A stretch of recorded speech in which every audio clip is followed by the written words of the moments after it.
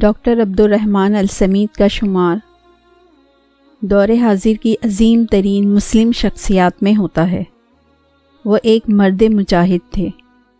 ان کا تعلق خلیجی ملک کویت سے تھا۔ کویت کے ایک رئیس گھرانے میں پیدا ہوئے۔ یہ بچپن سے ہی ملنسار اور دوسروں کے دکھ درد کو سمجھنے والے رقیق القلب انسان تھے۔ انہوں نے دوسروں کی مدد کے لیے اپنے وطن میں عیش و عشرت کی زندگی کو چھوڑا اور افریقہ کے تپتے ہوئے صحراؤں میں چلے گئے اور پھر وہیں کے ہو کر رہ گئے۔ انہوں نے اسلام کی دعوت اور یتیموں اور بے کسوں کی مدد کو اپنی زندگی کا مقصد بنا لیا تھا۔ افریقہ میں دعوت کی 29 سالہ مدت میں ان کے ہاتھوں تقریباً 11.5 ملین سے زائد افراد نے اسلام قبول کیا۔ انہوں نے کینیڈا، عراق اور یورپ کی اعلیٰ یونیورسٹیوں میں میڈیکل کی تعلیم حاصل کرنے کے بعد اعلیٰ محلات اور پرکشش ملازمتوں کو چھوڑ کر اسلامی رفاہی اور دعوتی کام سنبھالتے ہوئے اپنی ساری زندگی اس عظیم خدمت کو انجام دیتے ہوئے امت مسلمہ کے پسماندہ طبقے کے علاج و معالجے اور ان کی ضروریات کو پورا کرنے میں گزار دی، لیکن گمنام رہے۔ کسی نے ان کو جانا نہ پہچانا، کیونکہ ان کے اندر خلوص کا وہ چراغ روشن تھا جس سے دل کی دنیا روشن و منور تھی۔ ان کو دنیا کی شہرت نہیں چاہیے تھی، ان کا ہر عمل رب کے لیے تھا۔ اسی لیے تو کبھی کسی اخبار کی زینت بننا گوارا نہ کیا۔ اگر وہ چاہتے تو میڈیا کا ہجوم ان کے ارد گرد ہوتا۔ ان کے متعلق یہ معلومات بھی ان کے انتقال کے بعد افریقہ کے اخبار العربیہ.com وغیرہ کے حوالے سے حاصل کی گئیں۔ ان کی کہانی میں ہمارے مالداروں، اہل علم و دانش، پروفیشنلز، قائدین اور رہنماؤں کے لیے یقیناً ایک پیغام ہے۔ شیخ ڈاکٹر عبدالرحمن السمیت 15 اکتوبر 1947 بمطابق 1367 ہجری کو پیدا ہوئے۔ انسانیت کی خدمت کرتے ہوئے 15 اگست 2013 بمطابق 8 شوال 1434 ہجری کو دنیا سے رخصت ہوئے۔ تعلیم مکمل کرنے کے بعد انہوں نے افریقہ کی جانب رخت سفر باندھا اور افریقہ کے دور دراز علاقوں اور صحراؤں میں رہ کر اسلامی رفاہی و دعوتی کام کرتے رہے۔ ان کے ذریعے خدا تعالیٰ کی توفیق اور اخلاص کی بدولت تقریباً 11 ملین سے زائد افراد نے براعظم افریقہ کے مختلف ممالک میں حلقہ بگوش اسلام ہوئے اور رستم ایران کے دربار میں سفیر فاروقی حضرت ربیع بن عامر رحمۃ اللہ علیہ کی اس تقریر کی جیتی جاگتی تصویر پیش کی کہ خدا نے ہم کو مبعوث کیا کہ ہم لوگوں کو بندوں کی بندگی سے نکال کر ایک رب کی بندگی و غلامی میں ڈالیں اور ادیان و مذاہب کے ظلم و جور سے نکال کر اسلام کے عدل و انصاف کی طرف لے جائیں۔ شیخ عبدالرحمن السمیت کا تعلق کویت کے اعلیٰ گھرانے سے تھا، لیکن انہوں نے اپنی عیش و عشرت سے بھری پوری زندگی پر افریقہ کے صحراؤں اور جنگلوں کو ترجیح دی۔ وہاں جا کر عیسائی مشینری کا مقابلہ کرتے ہوئے مفلسی و غربت کے شکار عوام کی مدد اور علاج و معالجہ کر کے ان کو دائرہ اسلام میں داخل کیا۔ اکثر لوگ ان سے سوال کرتے تھے کہ وہ کویت میں عیش و عشرت کی زندگی چھوڑ کر افریقہ کے جنگلوں میں کیوں زندگی گزار رہے ہیں، تو وہ ہمیشہ کہا کرتے تھے، ایمان کی جو حلاوت مجھے یہاں میسر آتی ہے، اگر حکمران تھوڑا سا بھی مزہ چکھ لیں تو وہ اپنے محلات چھوڑ کر یہ کام شروع کر دیں۔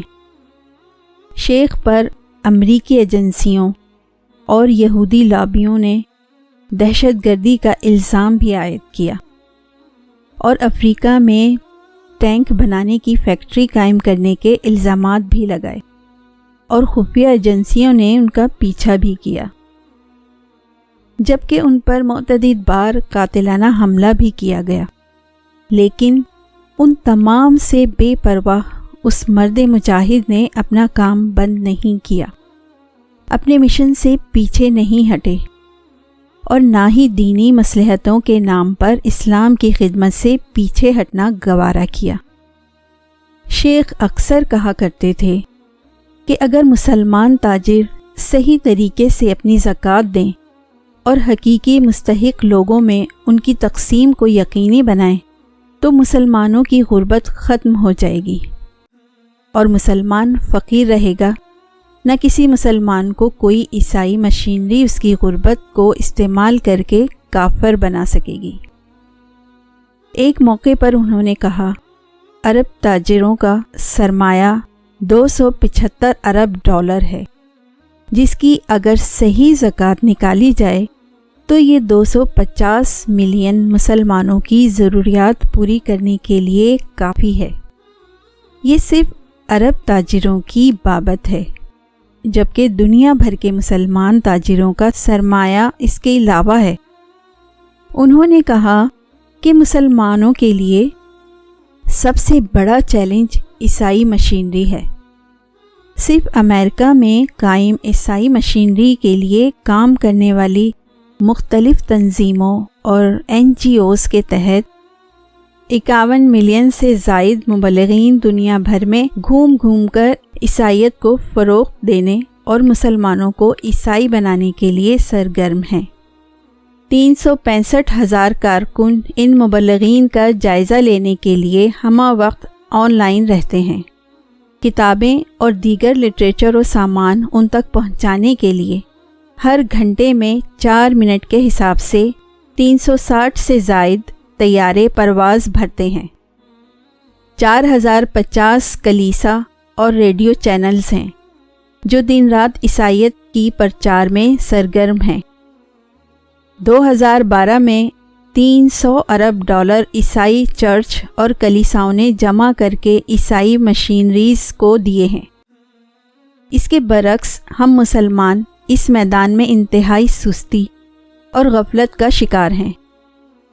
شیخ نے اپنی زندگی کا ایک انتہائی حسین واقعہ ذکر کرتے ہوئے بتایا کہ افریقہ میں ایک قبیلہ آباد ہے۔ ویسے تو کئی قبائل ہیں، لیکن نام لیے بغیر انہوں نے کہا کہ ایک قبیلہ ہے جس میں انتہائی درجے کی غربت اور فقر و فاقہ ہے۔ اس قبیلے پر عیسائی مشینریز نے 40 برسوں تک کام کیا، اس کی خدمت کی اور 4 ملین ڈالر سے زائد خطیر رقم خرچ کی۔ لیکن جب ہم وہاں گئے اور ہم نے انہیں دعوت دی اور اپنی استطاعت کے مطابق رفاہی کام کیا تو اس قبیلے کے 58% لوگوں نے ہم سے متاثر ہو کر اسلام قبول کر لیا۔ شیخ عبدالرحمن مرحوم نے اپنی زوجہ محترمہ ام صہیب کے ساتھ اسلام کی دعوت و تبلیغ اور رفاہی کام کا آغاز کیا۔ یہاں ایک بات قابل ذکر ہے کہ امت کی مائیں اور بہنیں ذرا غور کریں کہ ایک عورت نے شیخ عبدالرحمن کی پرتعیش زندگی کو ترک کرنے پر آمادہ کیا اور افریقہ کے صحرا اور چٹیل میدان، جنگلوں میں زندگی بسر کرنے پر مجبور و آمادہ کیا۔ اور یہی نہیں بلکہ خود ان کے شانہ بشانہ ان کے عمل میں معاون و مددگار رہیں۔ عورت کا یقیناً معاشرے کی تبدیلی اور اس کی اصلاح میں اہم کردار ہوتا ہے۔ شیخ نے افریقہ کے صحرا میں اپنی زندگی کے 29 برس گزارے اور اپنی اہلیہ کے ساتھ مل کر 5700 مساجد تعمیر کی، 9500 کنویں کھدوائے، 15,000 بے شمار یتیموں کی تعلیمی معاشی کفالت کی، 840 اسلامی مکاتب، 204 اسلامی مراکز، 860 اسپتال اور ڈسپنسریاں اور 4 بڑی یونیورسٹیاں قائم کیں۔ شیخ نے ابتدا میں انفرادی طور پر اپنے ذاتی مال سے کام شروع کیا اور اپنی تمام دولت اور کمائی کو اسی مقصد کے لیے وقف کر دیا۔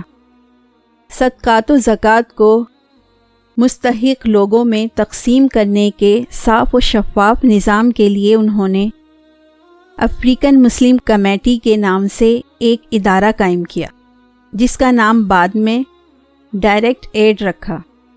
اپنی ادارت میں الکوثر میگزین کا اجراء کیا۔ ان کی خدمات کا اعتراف کرتے ہوئے سعودی عرب نے ان کو شاہ فیصل ایوارڈ سے نوازا۔ دعوتی سفر میں شیخ السمیت موزمبیق اور کینیا وغیرہ کے جنگلات میں کئی بار جنگلی جانوروں کی زد میں آ گئے اور زہریلے سانپوں نے ان کو کئی بار ڈنک مارا، لیکن رب نے ان کو بچا لیا۔ شیخ السمیت کو دوبارہ جیل جانا پڑا۔ پہلی بار 1970 بغداد کی جیل میں رکھا گیا اور قریب تھا کہ ان کو سزائے موت دی جاتی، لیکن اس بار بھی بچ گئے۔ دوسری بار 1990 میں کویت اور عراق کے مابین جنگ کے دوران میں بھی انہیں گرفتار کیا گیا اور شدید ترین اذیتوں کا نشانہ بنایا گیا، یہاں تک کہ ان کی پیشانی اور ہاتھ پیر سے گوشت نوچے گئے۔ اس سلسلے میں کبھی تذکرہ نکلتا تو وہ کہتے کہ مجھے اس وقت یقین تھا کہ موت صرف اسی وقت آئے گی جس وقت رب نے میری تقدیر میں لکھی ہوگی۔ وہ اپنے آبائی وطن کویت بہت کم ہی آتے تھے، بس رشتہ داروں کی زیارت یا علاج کے لیے ہی آتے تھے۔ شیخ کی عمر اگرچہ زیادہ نہیں تھی، لیکن ان آزمائشوں اور مشقتوں نے انہیں جلد ہی بوڑھا کر دیا۔ وہ 65 برس کی عمر میں کافی بیمار ہو گئے۔ ایک بار تو ان کی وفات کی افواہ بھی اڑ گئی تھی۔ بالآخر یہ شخص 15 اگست 2013 کو دنیا کے بہت سے یتیموں کو یتیم کر کے اس دنیا فانی سے رخصت ہوئے۔ کویت کے وقت کے مطابق صبح کے 8:30 بجے ان کی تدفین و تکفین ہوئی۔ خدا ان کی خدمات کو قبول فرمائے اور ان کی لہد پر رحمتیں برساتا رہے، آمین۔ بس ضرورت اس امر کی ہے کہ مسلمان شیخ ڈاکٹر عبدالرحمن السمیت جیسی شخصیات کو اپنا آئیڈیل بنا لیں۔ دوستو، آپ میرے چینل کو سبسکرائب کریں، لائک کریں، بیل کے آئیکن کو دبائیں اور اچھے کمنٹس کرنا نہ بھولیں۔ Thank you.